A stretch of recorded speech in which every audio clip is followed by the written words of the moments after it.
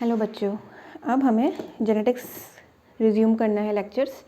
तो हमारा next few lectures होंगे अबाउट जेनेटिक मटेरियल और उसका रेप्लिकेशन, ट्रांसक्रिप्शन और ट्रांसलेशन। तो सबसे पहले जब हम इन रियल टॉपिक्स में चले उससे पहले हमें 2 एक्सपेरिमेंट समझने होंगे कि कैसे जेनेटिक मटेरियल डीएनए है और इसके अलावा कोई दूसरी चीज़ नहीं है, जैसे कि प्रोटीन नहीं है। क्योंकि पहले क्या था कि कुछ लोग ऐसा मानते थे कि प्रोटीन भी जेनेटिक मटेरियल हो सकता है क्योंकि वो बहुत कॉम्प्लेक्स एक मॉलिक्यूल है। लेकिन फिर हम आगे जो 2 एक्सपेरिमेंट्स पढ़ेंगे उनसे कंफर्म हो गया कि डीएनए ही जेनेटिक मटेरियल है। तो पहला तो जेनेटिक मटेरियल की क्या प्रॉपर्टी होनी चाहिए। पहली तो ये प्रॉपर्टी होनी चाहिए कि वो अपने आप को रेप्लिकेट कर सके, अपने जैसा दूसरा रेप्लिका बना सके। जैसे डीएनए क्या करता है, अपने आप को रेप्लिकेट करता है, अपने स्ट्रैंड के जैसा दूसरा स्ट्रैंड बना सकता है। डीएनए की यूनिक प्रॉपर्टी होती है रेप्लिकेशन की। उसके बाद वो प्रोजेनी को इनहेरिट भी हो सके, ठीक है, यानी एक जनरेशन से दूसरी जनरेशन वो जा सके। एक और चीज़ उसमें होनी चाहिए कि वो ओकेजनल उसमें चेंजेस आ सके जिन्हें कि हम म्यूटेशंस बोलते हैं और वो आगे इनहेरिट हो प्रॉपरली और स्टेबल तरीके से। ये एक इम्पॉर्टेंट प्रॉपर्टी होनी चाहिए जेनेटिक मटेरियल में। और लास्ट प्रॉपर्टी ये है कि उसको इन्फॉर्मेशन कैरी करनी चाहिए। ये बहुत इम्पॉर्टेंट है कि वो इन्फॉर्मेशन कैरी कर सके, कैन कैरी इन्फॉर्मेशन।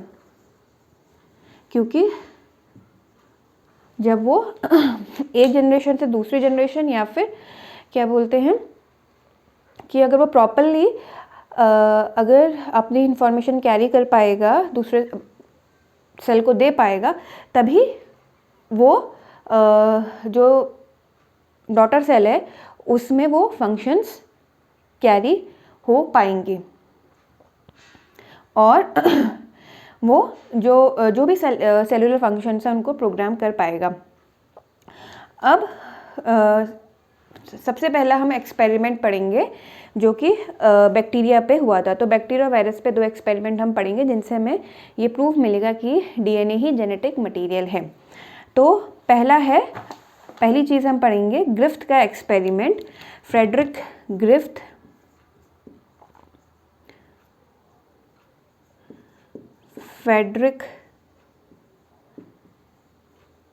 ग्रिफ्थ ने एक्सपेरिमेंट किया था एक बैक्टीरिया पे, डिप्लोकोकस न्यूमोनिया।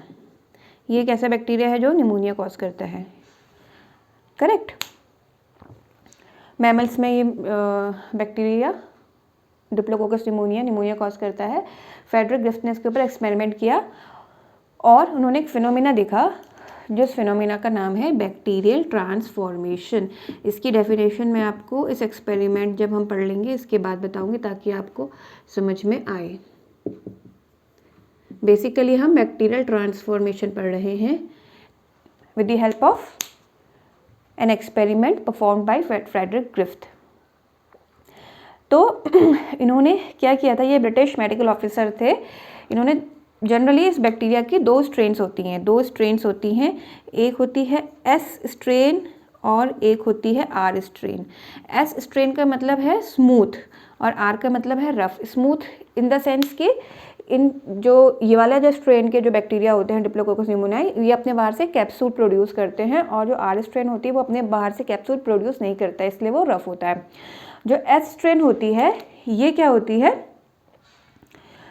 स्मूथ कॉलोनीज बनाती है यानी प्रोटेक्टेड बाय कैप्सूल, और ये इरेगुलर कॉलोनीज बनाती है या रफ कॉलोनीज बनाती है without and it is without capsules.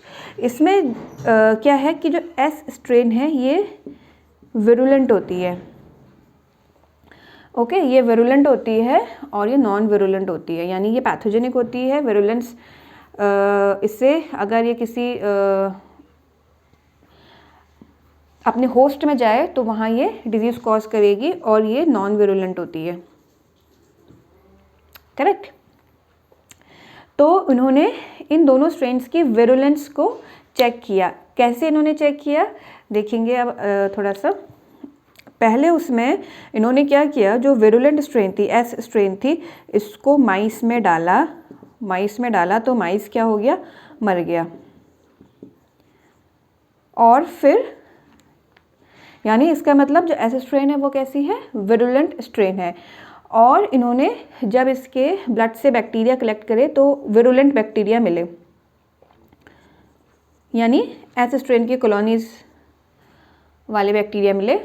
फिर उन्होंने क्या किया, आर स्ट्रेन जो कि नॉन विरुलेंट थी उसको माइस में डाला और माइस मरा नहीं और वो सरवाइव किया, बच गया माइस।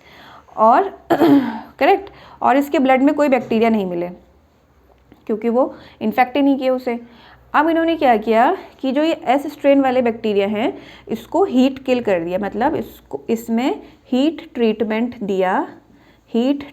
दिया तो ये बैक्टीरिया ऑफ कोर्स थोड़े हीट सेंसिटिव होते हैं तो वो मर गए।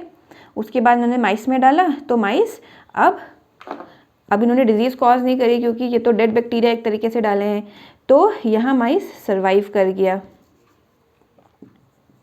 ठीक है, अगेन इसमें से कोई बैक्टीरिया आइसोलेट नहीं हुए बाद में। अब इन्होंने चौथा जो चीज़ किया वो थी मेन चीज़। उन्होंने क्या किया कि इन दोनों स्ट्रेन्स को यूज़ किया। दोनों स्ट्रेन्स को कैसे यूज़ किया कि उन्होंने जो हीट किल्ड एस स्ट्रेन के बैक्टीरिया प्लस उन्होंने क्या किया, जो लाइव आर स्ट्रेन के डिप्लोकोकस न्यूमोनियाई बैक्टीरिया थे इनको साथ में इंजेक्ट किया माइस के। अब इन्होंने इन दोनों को माइस में इंजेक्ट कर लिया तो इन्होंने देखा कि माइस जो था वो मर गया, माइस डाइड। और इन्होंने विरुलेंट बैक्टीरिया, कुछ इनको विरुलेंट बैक्टीरिया मिले इसके ब्लड से, ऑफ कोर्स विरुलेंट यानी एस स्ट्रेन वाले जो स्मूथ कॉलोनीज बनाते थे, करेक्ट।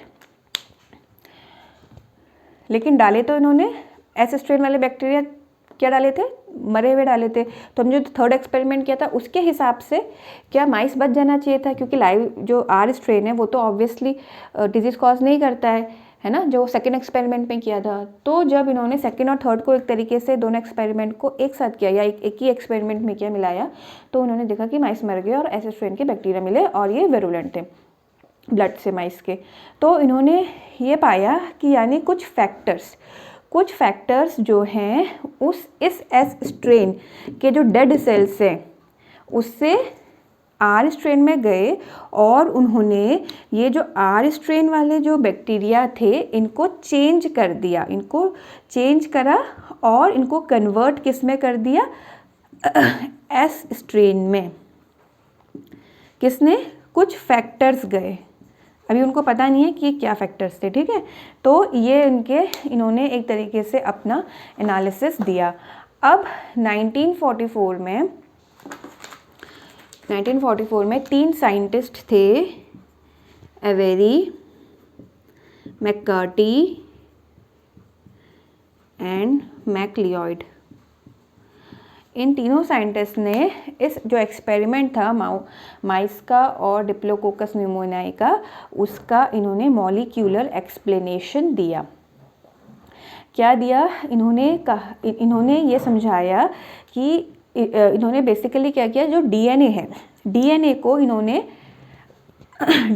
इन्होंने इस हीट किल्ड एस स्ट्रेन से या एस सेल से इन्होंने आर सेल में डाला। क्या डाला,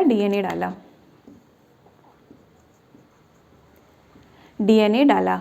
तो इन्होंने देखा कि जो ये आर स्ट्रेन है, आर स्ट्रेन का कैरेक्टर चेंज हो गया और वो रफ कॉलोनीज बनाने की जगह कैसे बनाने लगे, कुछ उसमें से स्मूथ भी बनाने लगे।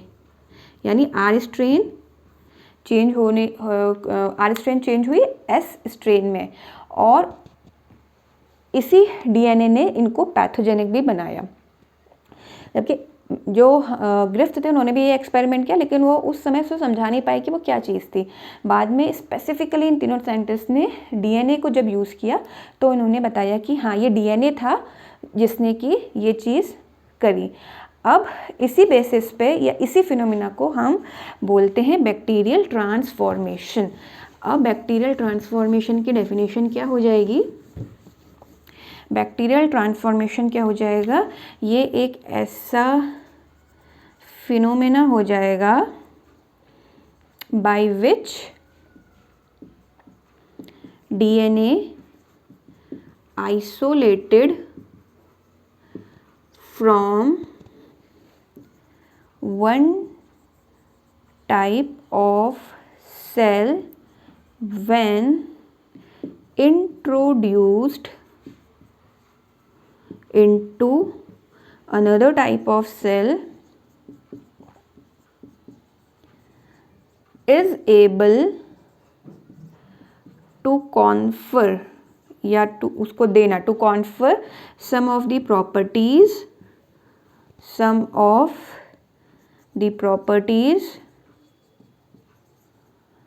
of the फॉर्मर मतलब जहाँ से हमने डीएनए आइसोलेट किया है, ठीक है। फॉर्मर मतलब वो सेल्स, उन सेल्स की बात कर रहे हैं जहाँ से हमने डीएनए आइसोलेट किया है। To the letter, to letter क्या हो गए इसमें? जिसमें हम वो डीएनए डालेंगे, ठीक है। इसी को बैक्टीरियल ट्रांसफॉर्मेशन कहते हैं। तो ये इसकी डेफिनेशन हो गई और ये आपसे पूछी जा सकती है, इनफैक्ट विद एक्सपेरिमेंट ये पूछ सकते हैं। अब दूसरा एक्सपेरिमेंट हम देखेंगे। ये तो पहला बैक्टीरिया पे हमने एक्सपेरिमेंट किया जिससे हमें पता चला कि डीएनए क्या था। डीएनए क्या है? जेनेटिक मटेरियल है, करेक्ट। क्योंकि डीएनए ने ही क्या किया? कैरेक्टर चेंज किया या वो इनहेरिट हुआ, यानी ठीक है और उसमें क्या थे? ऐसे इंफॉर्मेशन थी जिससे कि स्मूथ कॉलोनीज बनी और विरुलेंस भी डेवलप हुई। अब दूसरा एक्सपेरिमेंट वायरस के ऊपर देखेंगे और ये एक्सपेरिमेंट है ब्लेंडर्स एक्सपेरिमेंट, जिसको कि हर्शे एंड चेज ने किया था 1952 में। और इसमें हम देखेंगे कि वायरसेस जो हैं उसमें भी जो इन्फेक्टिंग एजेंट है, यानी जो वायरस में जो चीज़ इन्फेक्ट करती है, जब हम किसी को भी वायरल इन्फेक्शन होता है तो वो डीएनए ही है। एक चीज़ इसका एक्सेप्शन, ये मैं जनरल चीज़ बता रही हूँ, ठीक है। जबकि आपने देखा होगा कि कुछ वायरसेस ऐसे हैं जिसमें आरएनए भी जेनेटिक मटेरियल होता है, करेक्ट। उस चीज़ को हम नहीं ले रहे हैं, एक्सेप्शंस को नहीं ले रहे हैं, जनरली जो चीज़ होता है हम उसको देख रहे हैं। तो अब ब्लेंडर एक्सपेरिमेंट है। ब्लेंडर एक्सपेरिमेंट इसलिए है क्योंकि इसमें एक ब्लेंडर यूज़ किया था, जैसे मिक्सी होती है वही यूज़ किया था। तो ये ब्लेंडर एक्सपेरिमेंट है जो कि किसने किया था? हर्शी एंड चेज ने किया था 1952 में। और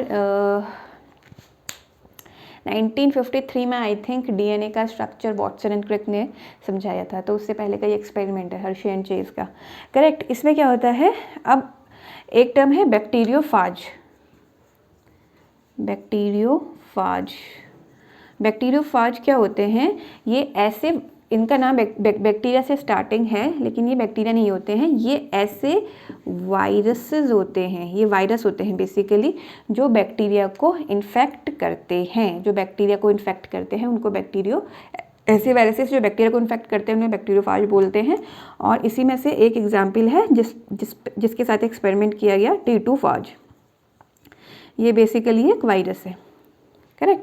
तो ये देखा गया है कि ये जो वायरस है ये ई कोलाई जो नॉर्मली हमारी गट में पाया जाता है उसको इन्फेक्ट करता है। ई कोलाई, एस्चेरिचिया कोलाई इसको इन्फेक्ट करता है। इस बैक्टीरिया को क्या होता है? जब भी वायरस इस बैक्टीरिया के अंदर जाता है और जब भी वायरस किसी भी होस्ट सेल के अंदर जाता है तो वो उसकी पूरी सेलुलर मशीनरी को कंट्रोल कर लेता है और अपने पार्टिकल्स बनाता है, तो अपने को मल्टीप्लाई करता है उसकी मशीनरी लेके, होस्ट सेल की मशीनरी लेके। तो जब इसके अंदर जाता है तो ये अपने आप को मल्टीप्लाई करता है। उसके बाद किसी भी होस्ट सेल का, जैसे यहाँ बैक्टीरियल सेल है होस्ट सेल, उसका लाइसिस कर देता है, तोड़ देता है, मार देता है, फट जाता है वो सेल, और फिर उसमें से जो भी वायरस होता है उसकी प्रोजेनी रिलीज हो जाती है। इस केस में जब ये इसके अंदर जाएगा, मल्टीप्लाई करेगा, लाइसिस करेगा ई कोलाई के सेल का, और फिर उसमें से T2 फाज की जितनी भी प्रोजेनी उसमें बनी होगी वो रिलीज़ हो जाएगी और वो फर्दर आगे जाके और सेल्स को इन्फेक्ट करता है। अब ये जो T2 फाज होता है इसमें जो है DNA भी प्रेजेंट है और प्रोटीन भी प्रेजेंट है। तो अब हम एक एक्सपेरिमेंट करेंगे जिससे हमें पता चलेगा कि DNA जेनेटिक मटेरियल है। तो इन्होंने क्या किया कि इस T2 हर्शी एंड चेस ने क्या किया कि इस जो T2 फाज था इसकी अलग अलग इन्होंने कॉलोनीज़ बनाई। कॉलोनीज़ इन्होंने कैसे बनाई? इन्होंने दो अलग अलग पेट्री डिशेस ली और उसमें इन्होंने दो अलग अलग पेट्री डिश में इन्होंने इस T2 फाज को ग्रो किया। लेकिन क्या डिफरेंस किया कि एक में तो इन्होंने जो बैक्टीरिया जो ये वायरस है इसके प्रोटीन पार्ट को रेडियो एक्टिव किया, और दूसरे वाले जो पेट्री डिश था जिसमें T2 फाज था उसमें इन्होंने जो DNA है, DNA को इन्होंने रेडियो एक्टिव बनाया। ये कैसे बनाया इन्होंने कि इस वाली पेट्री डिश में इन्होंने जो भी अपना मटेरियल डाला मीडियम डाला उसमें इन्होंने रेडियो एक्टिव सल्फर डाली, और जो दूसरी वाली पेट्री डिश थी इसमें इन्होंने रेडियो एक्टिव फॉस्फोरस डाली। ठीक है, तो जो सल्फ़र है वो अमीनो एसिड्स में प्रेजेंट होता है, प्रोटीन बनाने में हेल्प करता है, अमीनो एसिड में प्रेजेंट होता है, जैसे सिस्टीन, सिस्टाइन, मिथ्योनाइन, ये 3 ऐसे अमीनो एसिड है जिसमें सल्फ़र ज़रूरी होता है।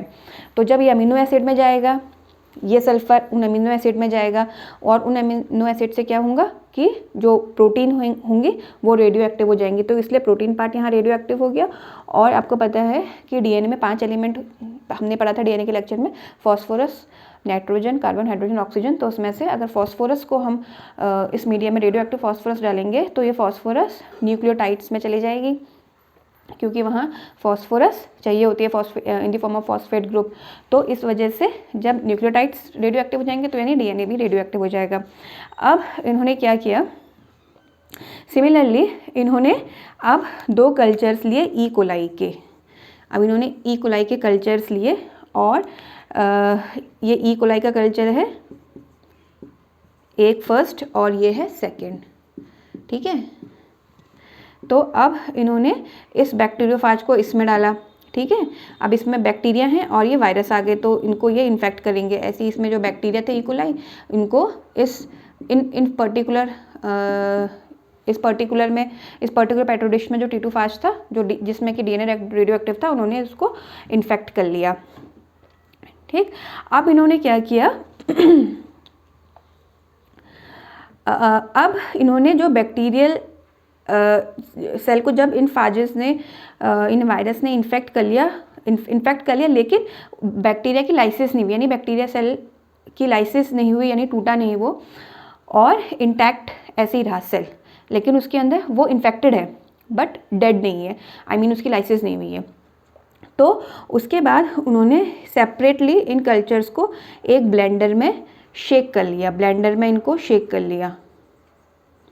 अब जब ब्लेंडर में शेक कर लिया तो इससे क्या हुआ, जो और वायरसेस थे जो कि उसकी सरफेस पे लगे हुए थे वो हट गए, जो बैक्टीरिया के अंदर नहीं जा पाए और बाहर से थे वो हट गए। अब इन्होंने इस कल्चर को दोनों ही को सेकेंड स्टेज में इन्होंने सेंट्रीफ्यूज किया।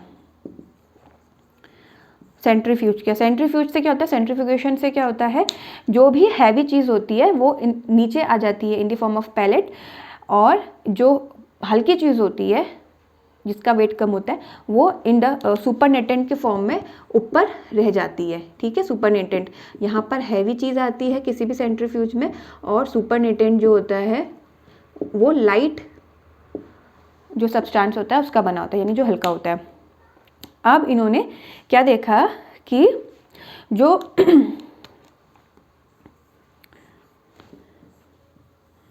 जो बैक्टीरियल सेल थे, बैक्टीरिया क्या होता है, थोड़ा सा हैवी होता है, और इनफैक्ट इसमें इन्फेक्टेड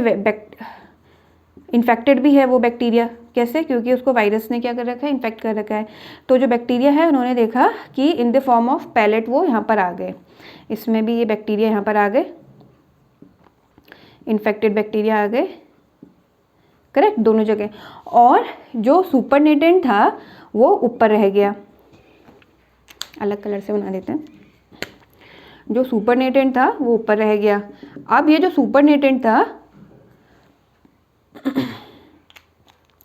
ये क्या थे, लाइट वायरस पार्टिकल, क्योंकि वायरस क्या होता है, हल्का होता है, तो ये लाइट वायरस पार्टिकल्स हैं। वायरस पार्टिकल प्लस कोई भी ऐसा वायरल कंपोनेंट जो कि बैक्टीरिया में नहीं जा सका, वो सब ऊपर आ जाता है। और ऐसा कंपोनेंट जो बैक्टीरिया के अंदर चला गया, ऐसे वायरस के कुछ पार्टिकल्स होंगे जो बैक्टीरिया के अंदर चले गए, वो यहाँ पर आ जाएंगे बैक्टीरिया के अंदर। ठीक है, तो यहाँ बैक्टीरिया हो गया नीचे नीचे, और ऊपर सुपरनेटेंट जो है ऊपर आ गया, जिसमें कि मेनली क्या है, वायरस पार्टिकल्स हैं और ऐसे वायरल कंपोनेंट जो कि बैक्टीरिया के अंदर नहीं जा सके। अब इन्होंने इस पैलेट और सुपरनेटेंट को एनालाइज किया, स्टडी किया, तो इन्होंने देखा कि जो हमारी पहली वाली पेट्री डिश थी, जो हमारी इस पेट्री डिश में सेकंड जो हमारी पेट्री डिश थी, इसमें ये जो बैक्टीरिया, इन्फेक्टेड बैक्टीरिया हमको यहाँ नीचे मिला था, यानी जो बैक्टीरिया के जो पैलेट्स थे, बैक्टीरियल पैलेट्स, ये भी क्या थे, रेडियो एक्टिव थे, रेडियो एक्टिव थे, रेडियो एक्टिव थे। और इस केस में इन्होंने क्या देखा कि जो सुपरनेटेंट है वो रेडियो एक्टिव है। अब इस पेट्री डिश में इसमें आप देखोगे कि अगर बैक्टीरिया, जो बैक्टीरियल पैलेट है, अगर वो रेडियो एक्टिव है, रेडियो एक्टिव होने का मतलब है कि ये जो हमने स्टार्टिंग में जो हमने T2 फेज का डीएनए को रेडियो एक्टिव किया था, वो चीज़ बैक्टीरिया के अंदर गई। यानी डीएनए जो बेसिकली है, डीएनए जो वायरस का जो डीएनए था, T2 फेज का जो डीएनए था, वो बैक्टीरिया के अंदर गया, और इसीलिए जो हमारा यहाँ पर जो बैक्टीरिया पैलेट हमको मिला वो भी रेडियो एक्टिव हो गया।